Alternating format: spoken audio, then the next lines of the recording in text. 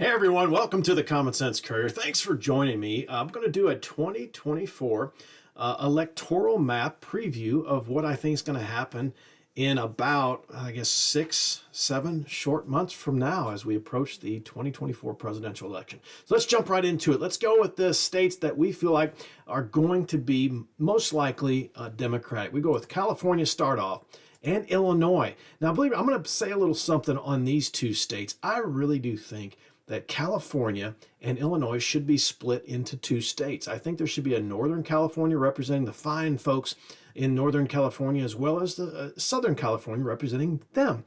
Bulk of the politics are controlled by Los Angeles and San Francisco. And so the whole state is subjected to just, policies that they don't agree with, hence the massive amount of people that have moved out of California in the last 2 years. Illinois, much the same way. You've got that whole state being ran by just a small little corner up here, the Chicago area. I think it should be split somewhere around in here. I think 10 electoral votes to that side, 9 to the south. I think here it should be 32 to the Southern California and 22 to Northern California. It'd be a much more fair representation. Look at North Carolina and South Carolina. Anyway, that's my take on that. Let's continue to roll on with the blue states. Let's go.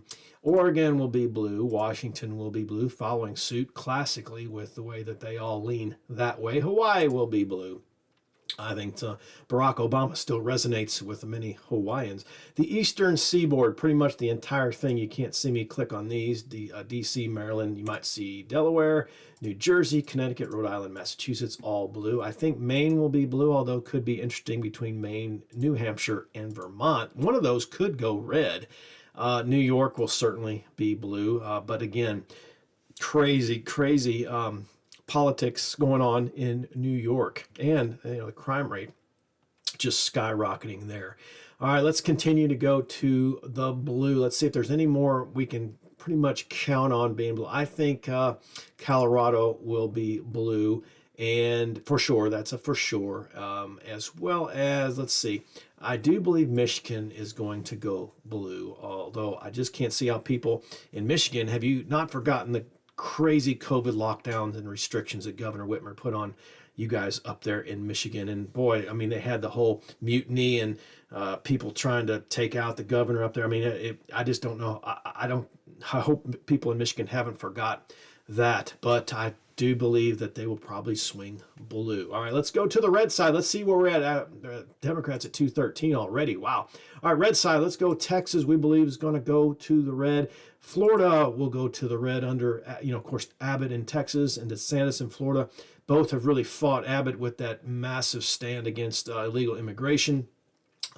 And in Florida, with DeSantis going against the woke crowd at Disney, I think that resonates with people that he's standing up for people there in those two states. I do believe Arkansas under Governor Huckabee is going to go red. She's done a great job there. Louisiana, Mississippi, Alabama, all red. I think South Carolina and North Carolina will be red. And of course, Tennessee under Governor Bill Lee. People in Tennessee like to live free under Governor Bill Lee. So there you go. Missouri, Senator Hawley's done a fantastic job. Wow, what a well-spoken guy he is as well. Iowa, I think, will also go red. South Dakota under Governor Noem.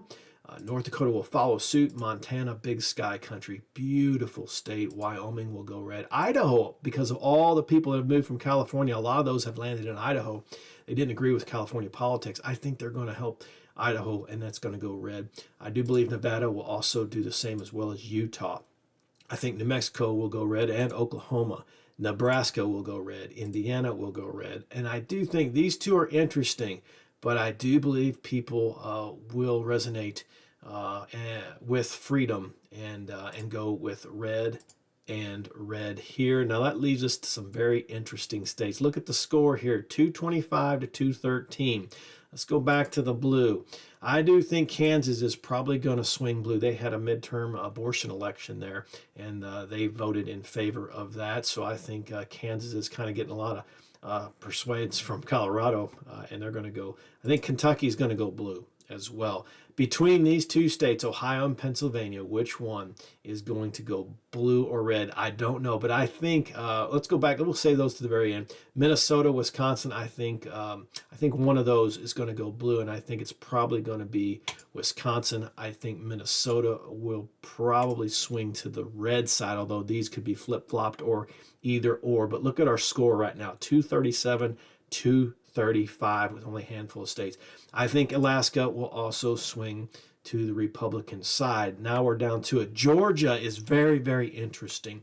The midterm elections that the Senate elections that the Republicans lost were very, very surprising. Although under Governor Kemp's leadership, the people seem to respond well to that leadership. I do think Georgia will probably swing to the Republicans in this one, although it will be very, very tight, very close. But I think inflation is going to be the game here, as well as across the entire country. We'll see how it responds. So let's get down to the last three. Look at the score, 237.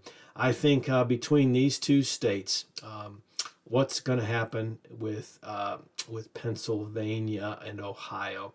I think Ohio is probably going to go blue.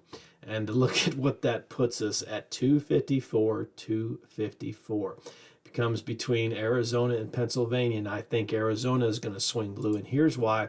The abortion, they upheld a law from 1864, I think, about pretty much nullifying abortion except in extreme mother health scenarios. But here's what the Democrats are going to do, and this is just propaganda from the Late Show. I want to show you what they are going to be doing and how they're going to spin this. The Wade overturned, he's happy with how everything has worked out, because from now on, each state will make its own rules. Which is exactly what you want. You want the states to decide. That's the whole point of a republic, where you have states that decide their own rules. People that live in those states get to vote and exercise their freedom to do that and to decide how the state goes. You don't want the federal government overreaching constantly and telling what each state should do. But here's how shows like this will spin it. Like, you know how sometimes the speed limit is 45 miles an hour and then down the road it's 35 miles an hour? Well, that's how human rights are going to work now. So... All right, you get that? So he's now equating a 45-mile-an-hour zone with a 55-mile-an-hour zone. For instance, say you're going through a school zone and it's 25 mile an hour, which we all have encountered, and you got to go slow because you want to be safe. It's heavily populated. So just a mile out of town, maybe you're back up to 55. So now he's going to say, well, it should all be 55. That's the basic argument that this clown is making, is that the speed limit should be the same. It should be the same for everybody, everywhere, at any time. It should not be different at all, regardless of circumstance. But that's a terrible example. And you got a big rise out of the crowd, but people are gullible enough to believe that. They lack common sense that lets them know that, you know what, you actually do want different speed limits. You do want different speed limits. When you're out in the middle of Montana and there's nothing for miles, yeah, you want to be able to go unlimited and go 100 if you want to, if you can safely do that. But yeah, when you're next to a school zone and 25 is the rule, that's what you want to abide by too, to be safe. This argument makes no sense, but this is the type of propaganda that Arizona is being subjected to from the left woke crowd. And I think, believe it or not, I just think they're going to buy into it. So that's why I say Arizona is probably going to go to the blue. And that leaves us right here with Pennsylvania. And this is where it's going to get really, really interesting. Historically, Pennsylvania has went blue. Look at the elections with Fetterman and Dr. Oz just a couple years ago as well. Fetterman wins that election in kind of a surprise. He was in and out of the hospital multiple times, and people were really on him because he seemed very, very woke. He just had, but yet he won the election. He beat Dr. Oz, who was a conservative running on a conservative ticket. So this one, literally, in my opinion, is a flip of a coin. But because Fetterman is Democratic, and here's what he's doing that's actually very smart, I think. He's actually, what he's doing is actually breaking away from Democrats. Check this out. because I was watching Jesse Waters on Friday, and he had Clay Travis on. They were talking about the progression that so often happens. It starts in Oakland, California. That place had been taken over by squatters. Left-wing policies, of course, are allowing such squatters to wreak havoc in so many places. But Democratic Pennsylvania Senator John Fetterman just isn't buying in. He told the New York Post, quote, this is quite a quote, "Squatters have no rights. How can you even pretend that there's anything other than you're just breaking the law? I am not woke. It's wild that if you go away on a long trip for 30 days and someone breaks into your home, suddenly they have rights? This is crazy." Yeah, did you hear that? So now he's actually going against the establishment, the Democratic woke establishment. Crazy. Like if someone stole your car and then they held it for 30 days and somehow now you have some rights, he's incredulous. He should be. Fetterman's stance, of course, clashes with the Washington Post, which recently called squatting a, quote, right-wing talking point. So, Tom, I want to come to you on this because I was watching. So you get that? So they're calling it a right-wing talking point. Well, abortion, I guess you could fairly say, is a left-wing talking point, and that's what they're doing in Arizona. But Fetterman is actually breaking the crowd, but I think it's going to actually galvanize the Democratic voters who, you know, I just, for some reason, I believe Pennsylvania is probably going to swing to the blue. Now, if it went red, obviously that would decide it either way. But just look at the difference. It comes down to, I think, what could be very well Pennsylvania. So, folks, here you go. That's my prediction for the 2024 election. Personally, not real crazy about that. But look at the amount of red on that map, and yet I think the numbers just don't reflect it. You've got heavily populated areas of the eastern seaboard and the west that really basically decide elections, and I do think something needs to be done with California and Illinois in particular, splitting those two states, because the politics do not reflect the population of those states at all, in my opinion.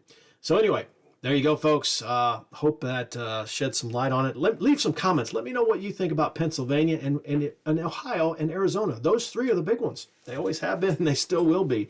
Let me know what you think. Thanks for watching. Have a good one out there.